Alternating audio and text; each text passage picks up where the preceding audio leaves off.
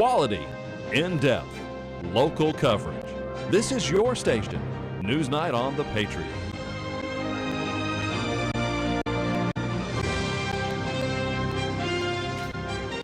Good evening and welcome to this extended edition of Newsnight. I'm Todd Wilson. And I'm Macy McLeod. The Newsnight Extended Edition is a new show here at The Patriot to bring our viewers a more in-depth look at the stories from the week. You're right, Macy.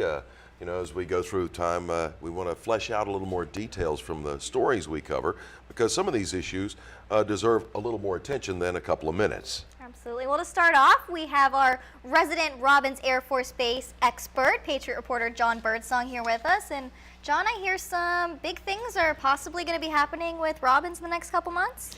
Yeah, Major General, now retired, Bob McMahon. He was the last Warner Robins Air Logistics Center commander.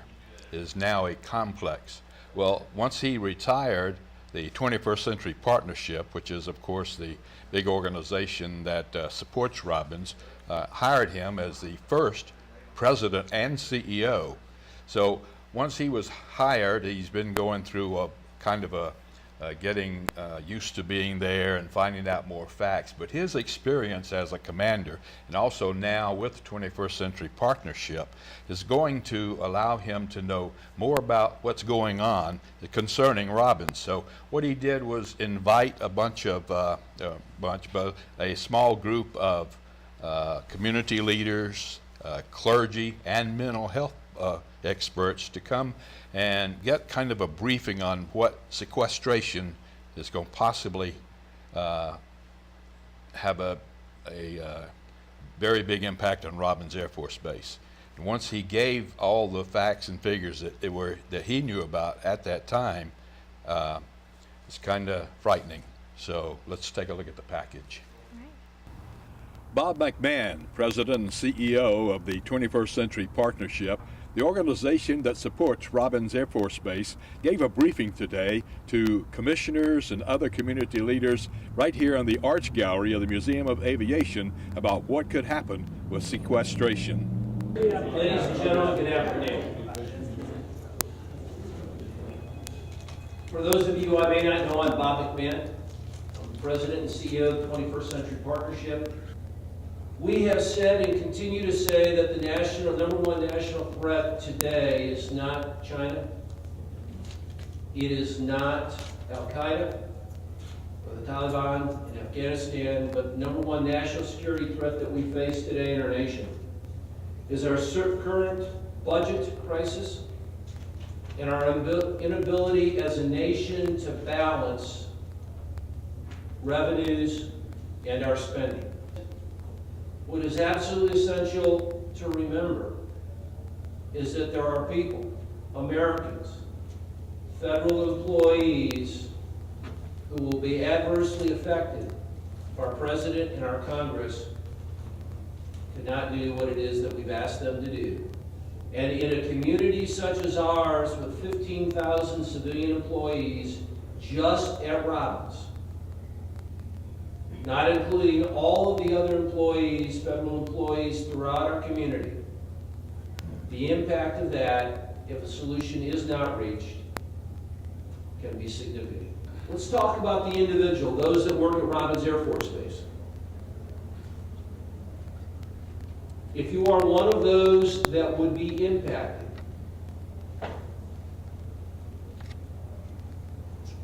when 1 March comes, there'll be a total of 15 civilian pay periods left. Very simply doing the math, it says just a little less than 1.5 days in each of your pay periods, you will be on forced leave, forced unpaid leave. I can't tell you whether or not one or all 15,000 of those employees could be infected this way. I can't predict what our President and our Congress will do and whether or not they will find a solution to the problem.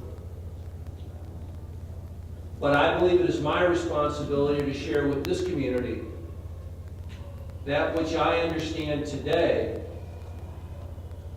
and how it may adversely affect each and every one of us. In a perfect world, 45 days from now, each of you will have accused me of crying wolf. And I pray that, in fact, that is what occurs.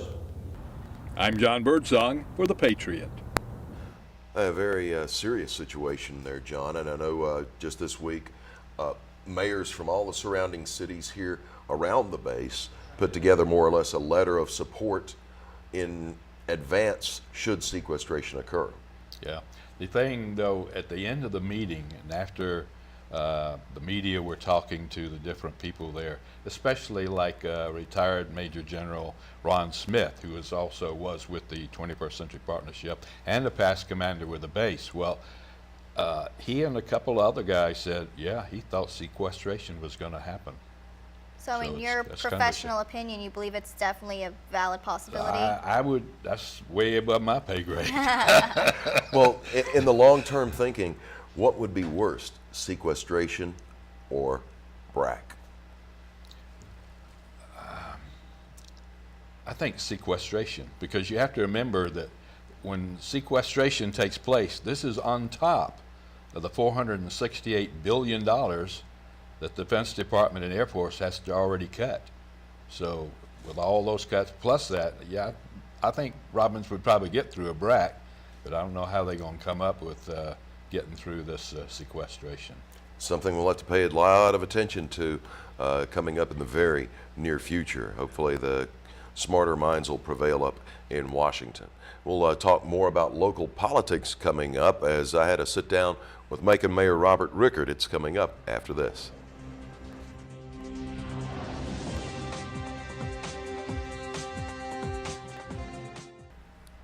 Welcome back to this extended edition of Newsnight. I'm Macy McLeod. Earlier this week, Todd sat down with the mayor of Macon, Mayor Rickert, to discuss some changes that could be going on at the state level and how they could affect the local community. Let's take a look. We're talking politics today, and joining me is Mayor Robert Rickert from the city of Macon. Your Honor, it's a pleasure to have you. Delighted to be here with you. Thank you very much for the opportunity. It's a busy time up your way. We had Commissioner Allen on earlier in the week and talked with Joe. And there's a big transition going on up in Macon and Bibb County. The consolidation of the governments of Macon and Bibb County is a challenge for us, but we think it provides a wonderful opportunity to take the community to the next level.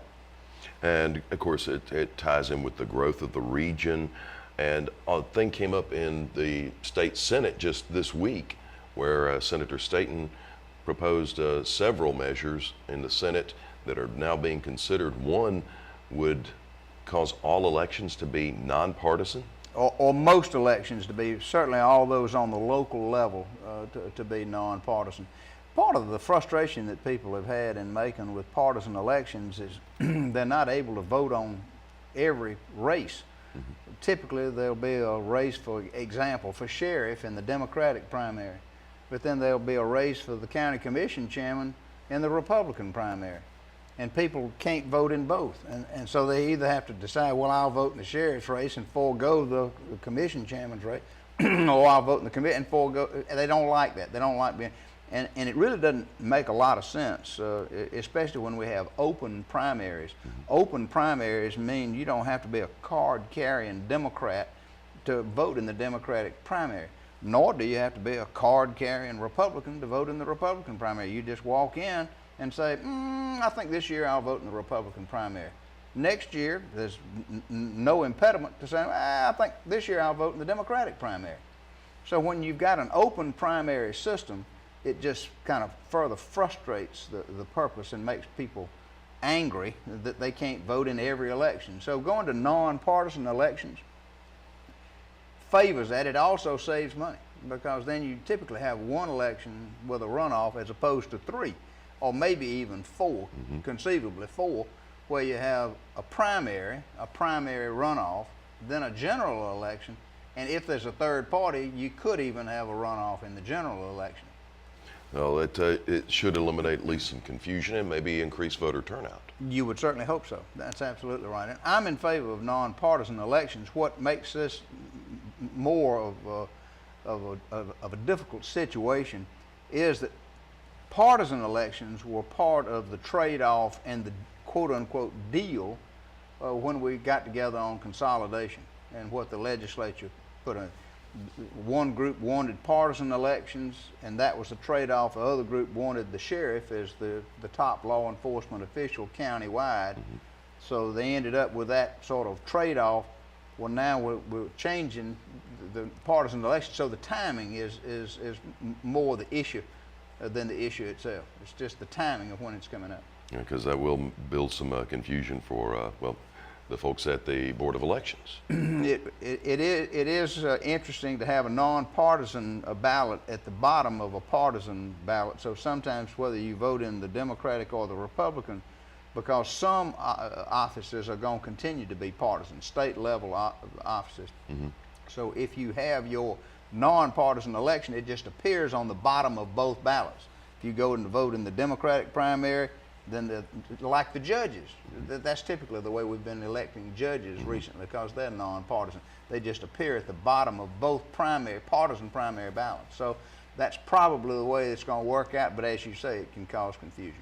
Well, beyond that, as the transition goes on, there's a lot of things going on in the region and a lot of growth coming to Bibb County with the new Tractor Supply transportation hub. Correct. We are very excited about Tractor Supply, and if you hadn't been up I-75 recently, there at Sardis Church Road and Hartley Bridge, between the two is I-75 Business Park, and the new Tractor Supply is quite obvious from the interstate as you drive by. Very much so. Of Yep. course, they won't have to go too far to get to the store in Macon and the one here in Warner Robins. That's exactly right. That's exactly, and that really is our strong point.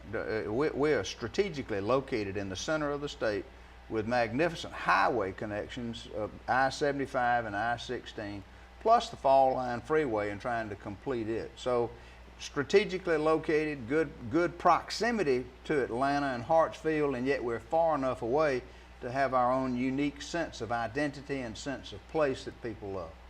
All right, and finally, of course, the encroachment issue to the north of Robins Air Force Base. Right. It's been on the minds of a lot of folks in the area because of the impact the base has. No doubt. But you've got the Macon Transit Authority and Bird that's going in, the buses into Robins daily. That's exactly right. And then, of course, you're working as well with the 21st Century Partnership on that encroachment issue. Exactly right. As we try to acquire and buy up residential property and get residents and families out of the crash zone and the noise abatement contours, yes, that helps Robins and makes it stronger in the base realignment and closure examinations, inspections that go on periodically.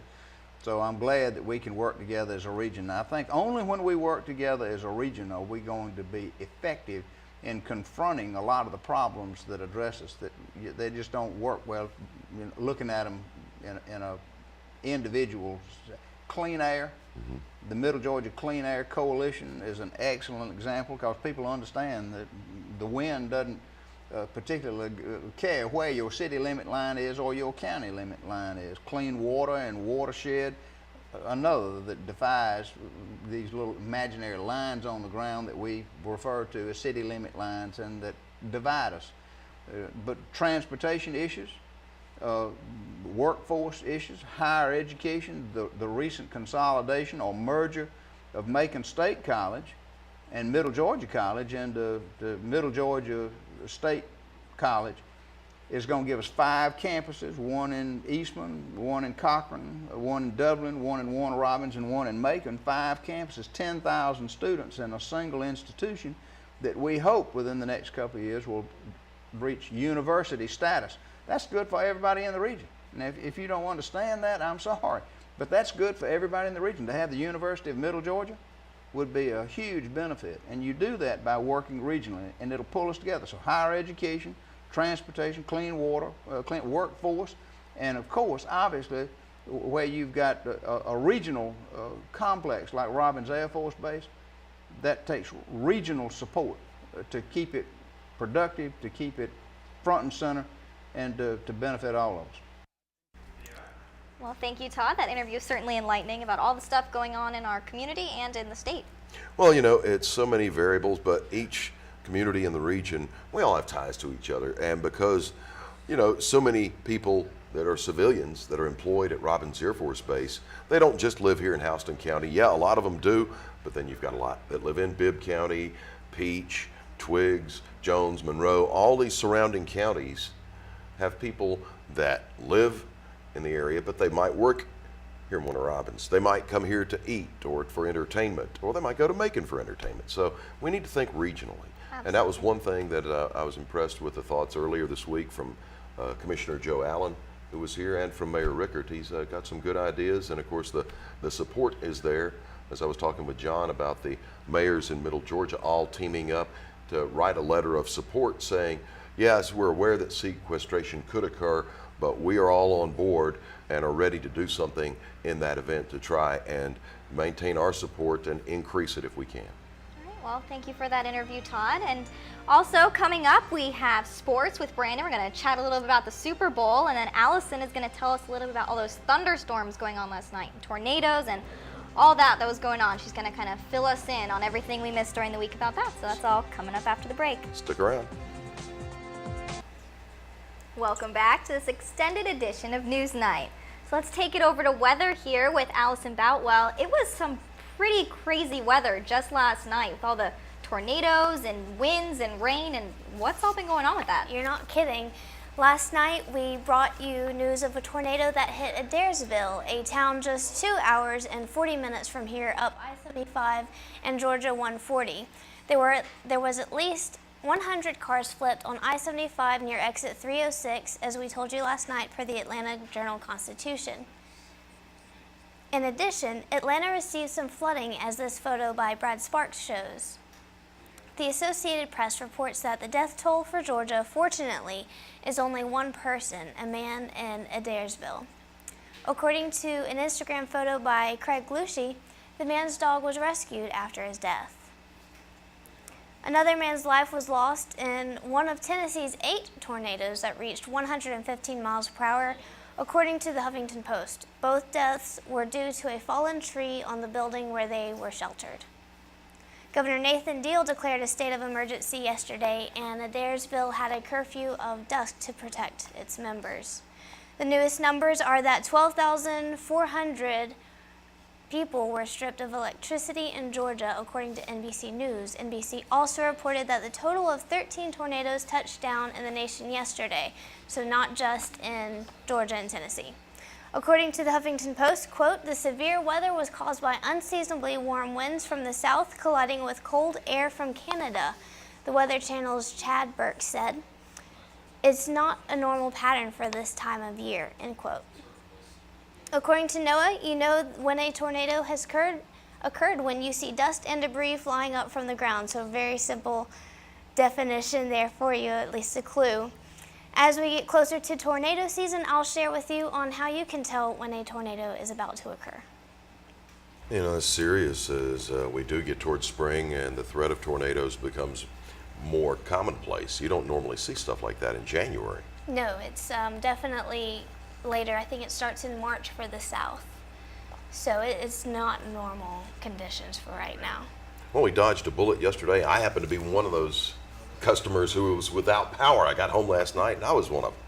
So we actually had power outages even locally. Yeah, we did. Yeah, and I've heard there's lots of winds. I saw the rain just coming out outside my window. I heard you say this morning shingles were ripped off of roofs. I mean, the winds got pretty strong last night. Even though we weren't up in that north area of Georgia, we still got a pretty good amount of that storm. Yeah, the north got the brunt of it, but we still did get a little bit of that wind and heavy rain that came with that large storm system. So what should we expect for the weekend? Is it going to stay stormy? This weekend is going to be happy. We're going to have sunny skies and cooler temperatures again. Right. Coming up this weekend is the Super Bowl, Brandon. Who are you going to be cheering for? I really won't be cheering for either one. I'll kind of just be hoping for a good game. It's been a while since we've had a Super Bowl that really kind of came down to the wire. But it is the first time in, I think, many, many years where we haven't had a quarterback named Brady, Manning, or Roethlisberger, going back all the way to where I think it was Brad Johnson was the quarterback for Tampa Bay when they won. I think that might have been 2003, Super Bowl 36. So it's been a long time since we've had a Super Bowl without those guys in there. But San Fran taking on Baltimore, both teams kind of really hit their stride near the end of the season. Colin Kaepernick started about 9 games this year. He's the big story on San Francisco's side. On Baltimore's side, the big story is Ray Lewis, his grand hurrah, his last game of his career, his illustrious career. He's going to ride off into the sunset if the Ravens do manage to win. But a lot of side stories come out this week. Apparently, Ray Lewis, who tore his tricep late in the season, used something called deer antler spray to help him come back. Now, I had no idea, maybe hunters could help us out, but I had no idea that deer antler spray sprayed under your tongue can help you regenerate muscle or help you, you know, deers do regenerate their antlers, you know, because they scrape them off during the wintertime, but I had no idea that that could be something that would help him come back. So Ray Lewis, Colin Kaepernick, the 2 big stories really going into this, but also the fact that it's the first time ever brother versus brother, Jim and John Harbaugh facing off. It'll be the first time that 2 head coaches that are brothers are going to be coaching the game. So it should be an exciting game. I am taking the San Francisco 49ers, and if the 49ers win, it will be the 3rd straight time that the Falcons have lost to an eventual Super Bowl champion in the playoffs. 3 years ago, they lost to Green Bay, who won it all. 2 years ago, they lost to New York, who won it all. And this year, if San Francisco wins, they will have lost to 3 straight Super Bowl champions. So that's really the big focus this week. Super Bowl Sunday. Do you guys follow sport? I know Todd follows sports just as religiously as I do. But Todd, who are you picking for the Super Bowl?